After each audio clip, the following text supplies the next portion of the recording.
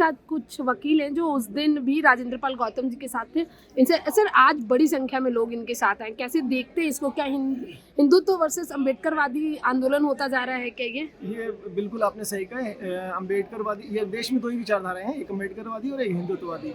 तो आज एक नई क्रांति की शुरुआत हुई है। आज वो जो युद्ध है जो अम्बेडकरवादी और ब्राह्मणवादी विचारधारा के बीच है, तो उसकी एक नए युद्ध की शुरुआत हो चुकी है। नए युद्ध के साथ आप कैसे देखते हैं उसको कि जैसे आज बहुत सारे लोग यहाँ पर आए हुए थे और धम्मचक्र दिवस भी था आज, और बड़ी संख्या में लोग एक आह्वान पर लोग आए हुए हैं इनके साथ, राजेंद्र पाल गौतम जी के साथ। क्या परिवर्तन की रैली है ये? क्या माना जाए परिवर्तन होगा देश में? बिल्कुल बिल्कुल, ये परिवर्तन रैली की शुरुआत है और ख़ास तौर पर राजेंद्र पाल गौतम साहब ने ये शुरुआत की क्योंकि हम ये जानते हैं पिछले काफ़ी समय से इस देश में कोई सच नहीं बोल रहा है।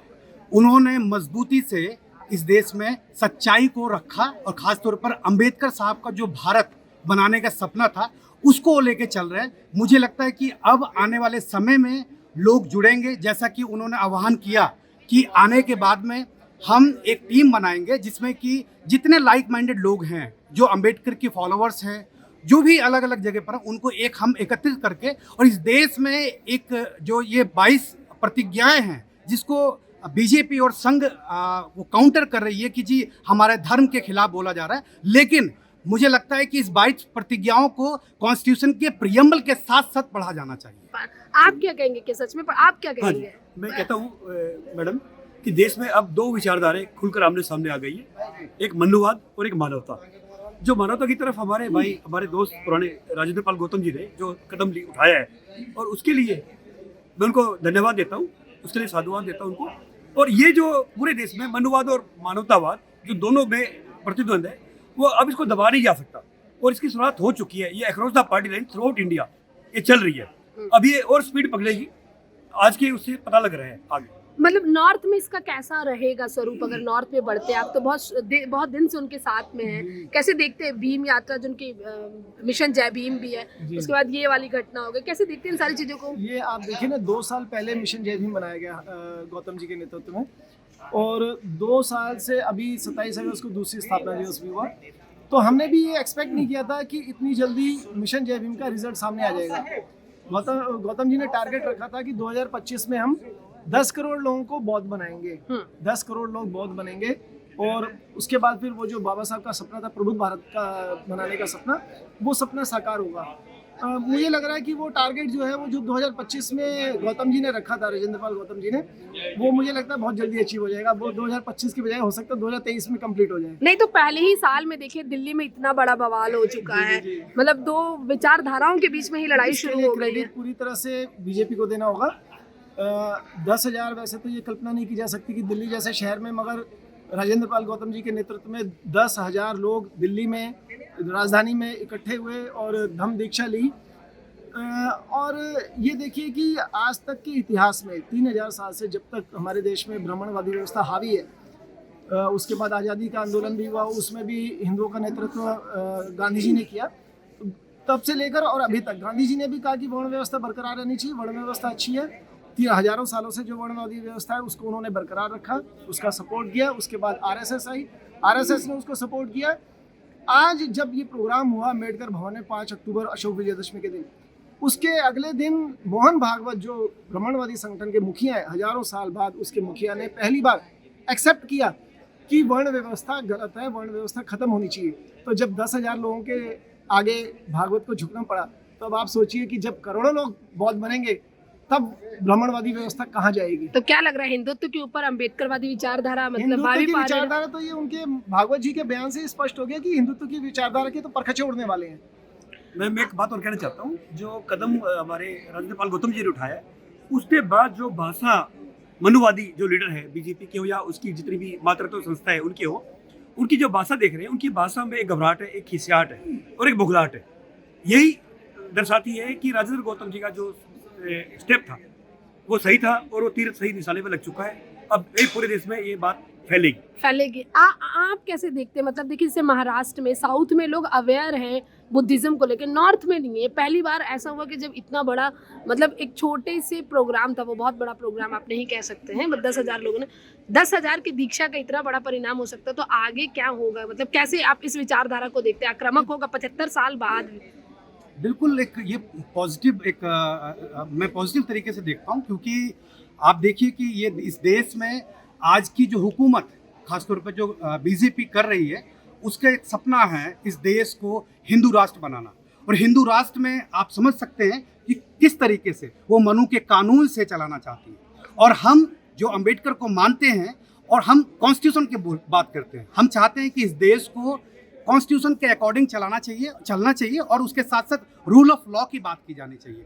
आज जो स्थिति है इस देश में, जो हुकूमत है वो कॉन्स्टिट्यूशन को नहीं मान रही है और वो डर रही है। वो उनका डरना इसलिए जरूरी भी है क्योंकि अब जो लोग अवेयर हो रहे हैं, जैसा कि आपने साउथ में बोला, महाराष्ट्र में बोला, वहाँ नॉर्थ के मुताबिक लोग अवेयर हैं, क्योंकि वहाँ पर लिटरेसी रेट जो है यहाँ के मुताबिक मुझे लगता है ठीक है।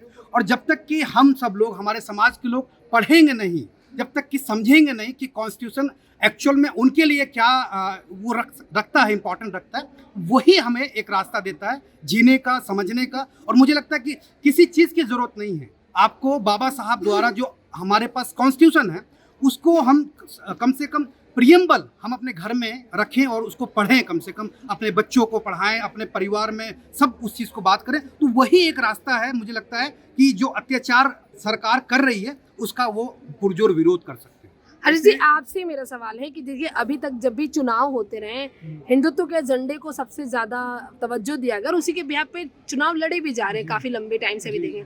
क्या आने वाले समय में अंबेडकर विचारधारा भी ऐसी हो जाएगी कि उसके बेस पे चुनाव लड़े जाएं? जी, 5 अक्टूबर के बाद जो घटनाक्रम बना है, तो उससे तो जो आपकी बात है वो बिल्कुल सही साबित होने वाली है कि जो अम्बेडकरवादी विचारधारा है वो हिंदुत्व पे हावी होने वाली है। जैसे मैंने कहा ना कि 5 अक्टूबर को, क्योंकि आप ये देखिए ना कि आज तक क्या हुआ था, बाबा साहब ने जब धम्म दीक्षा दी 14 अक्टूबर 1956 को, 1 महीने 22 दिन बाद उनका महापरिनिर्वाण हो गया।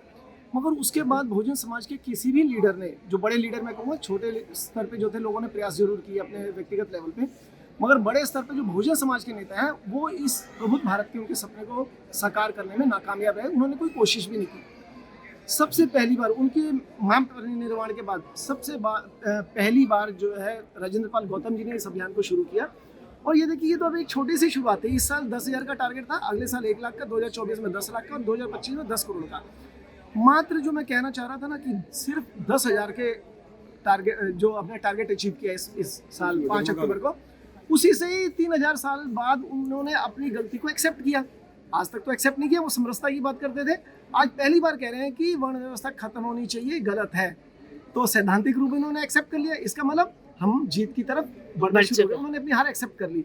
मगर ये जीत तब होगी जो हमारा बहुजन समाज है। बाबा साहब ने नारा दिया था प्रबुद्ध भारत का, ना उनके अनुयायियों ने माना, ना उनके नेताओं ने माना, ना किसी ने माना। बाबा साहब के दिए हुई नौकरी की, बाबा साहब का दिया हुआ धन उनके पास है, बिजनेस है, दुकान है, घर है उनके, ये सारे के सारे लोग बाबा साहब की फोटो लगा लेते हैं, बाबा साहब की विचारधारा को नहीं मानते। तो ये सीधा सीधा जो है ये नमक हरामी है।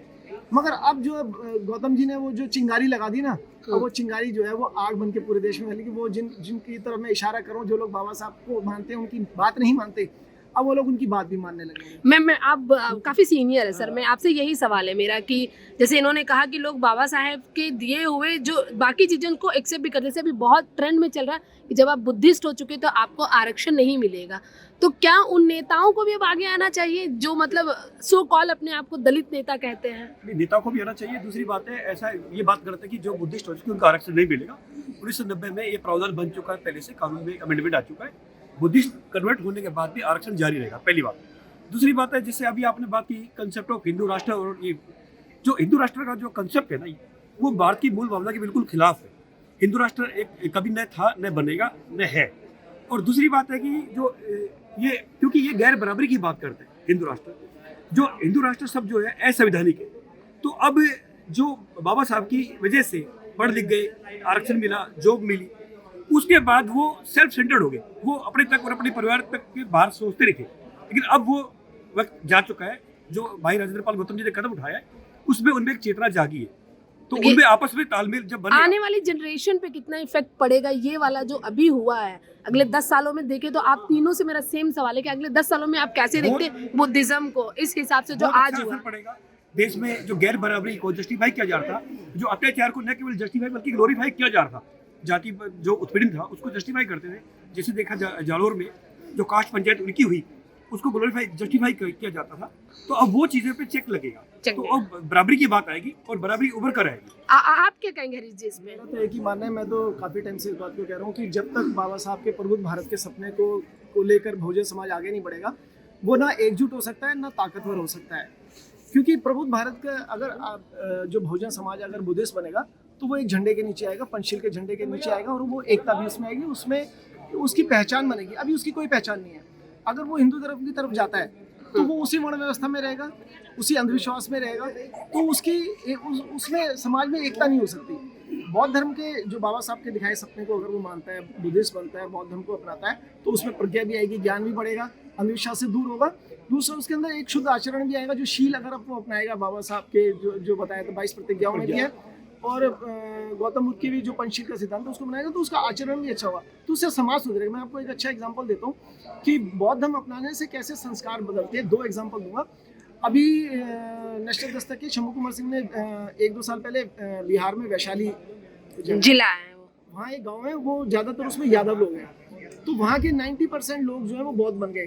तो वो कहते हैं जब से हम बौद्ध बने हमारे यहाँ चोरी खत्म हो गई, भ्रष्टाचार खत्म हो गया, जितना पैसा पीछे से सैंक्शन होता है विकास योजनाओं में वो पैसा पूरा लगता है। Scientific temperament. मैं दूसरी बात बोलता हूँ कि हाँ, साइंटिफिक टेम्परामेंट भी आता है उन लोगों में, वो वैज्ञानिक सोच बनती है, तभी आदमी विकास करेगा, समाज तभी विकास करेगा। दूसरी बात कि संस्कार भी आते हैं बौद्ध धर्म के साथ ही।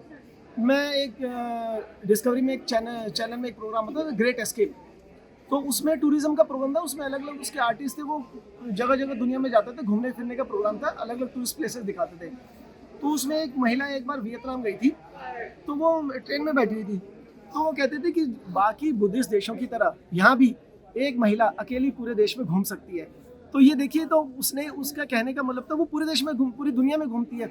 वो कह रही थी कि अगर जो बौद्ध देश होते हैं वहाँ पे महिलाएं पूरी तरह से सुरक्षित है, तो आप देखिए ना, अगर हमारा देश प्रबुद्ध भारत बनेगा तो ज्ञान विज्ञान बढ़ेगा, महिलाओं की सुरक्षा बढ़ेगी, लोगों का आचरण अच्छा होगा, तो हमारा देश तरक्की करेगा, दोबारा से गौरवशाली देश बनेगा हमारा। तो हमें बाबा साहब के जो सपना है उसको पूरा करेंगे तो हमारा देश फिर दोबारा से विश्व गुरु बन सकता है। आपसे मेरा मतलब जो आखिरी सवाल हो गया तीनों से, क्या हमें एजुकेशन में इन सारी चीज़ों को ऐड ऑन करना चाहिए जो हम पढ़ते हैं? बुद्ध के बारे में पढ़ते हैं, बहुत छोटे चैप्टर्स होते हैं, बाबा साहब के बारे में बहुत कम है, मतलब अगर आप महाराष्ट्र छोड़ते बाकी जगहों में नहीं है चीज़ें, बहुत सारे चैप्टर खत्म।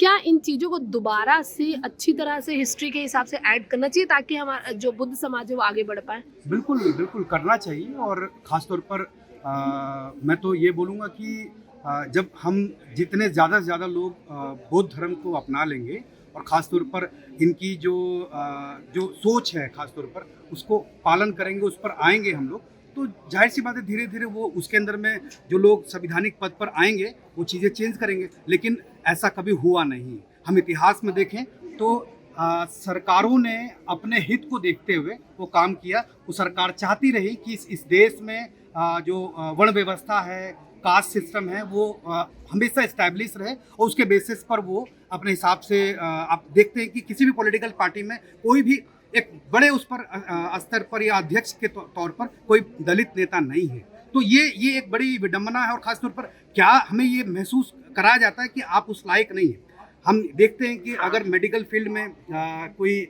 ऑपरेशन कराने वाला है, कोई डॉक्टर है ना, कोई ऑपरेट करता है, तो उसको ये माना जाता है कि सही से वो नहीं आया होगा, उसको रिजर्वेशन मिला है, उसमें सही टैलेंट नहीं होगा। तो ये बार बार रियलाइज़ कराया जाता है कि वो उस काबिल नहीं है। लेकिन मैं आपको मजबूती के साथ बोल देना चाहता हूँ, क्योंकि हम भी इस समाज के उतने ही बराबर तरीके से कंट्रीब्यूट कर रहे हैं हर जगह पर, तो हमको मौका नहीं मिला आपको और मौका नहीं मिला। अब आने वाले समय में मैं समझता हूँ कि जो मुहिम सर ने छेड़ी है और वो अगर हम लोग सब मिल जाते हैं तो आने वाले समय में सारी चीज़ें बदल जाएगी और एजुकेशन सिस्टम में ये सारी चीज़ें ऐड होगी, मुझे लगता है।